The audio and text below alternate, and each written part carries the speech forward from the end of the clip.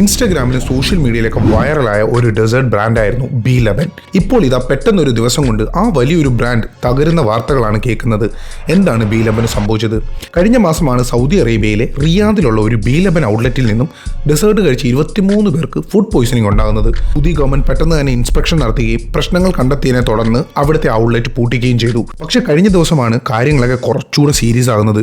B11 home കൺട്രിയായ ഈജിപ്തിൽ അവരുടെ പ്രധാനമായിട്ടുള്ള പല ഫാക്ടറികളിൽ ഗവൺമെന്റ് നടത്തിയ ഇൻസ്പെക്ഷനിൽ ഹാംഫുൾ ആയിട്ടുള്ള ബാക്ടീരിയയുടെ സാന്നിധ്യം കണ്ടെത്തി. ഈജിപ്ഷ്യൻ ഗവൺമെന്റ് ഫാക്ടറിയും ഏകദേശം 110ഓളം വരുന്ന ഔട്ട്ലെറ്റുകളും അടച്ചുപൂട്ടാൻ ഓർഡർ ഇട്ടു.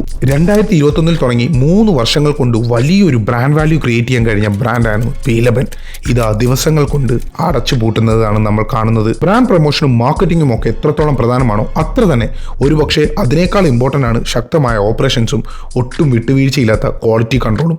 കാരണം വൈറലാകാൻ ചിലപ്പോൾ എളുപ്പമായിരിക്കും, പക്ഷേ കസ്റ്റമറിന്റെ ട്രസ്റ്റ് നഷ്ടപ്പെട്ടാൽ അല്ലെങ്കിൽ പ്രോഡക്റ്റ് ക്വാളിറ്റിയിലുള്ള ഒരു പ്രശ്നം കണ്ടുപിടിച്ചാൽ പിന്നീട് തിരിച്ചു വരിക അത്ര എളുപ്പമുള്ളൊരു കാര്യമായിരിക്കില്ല.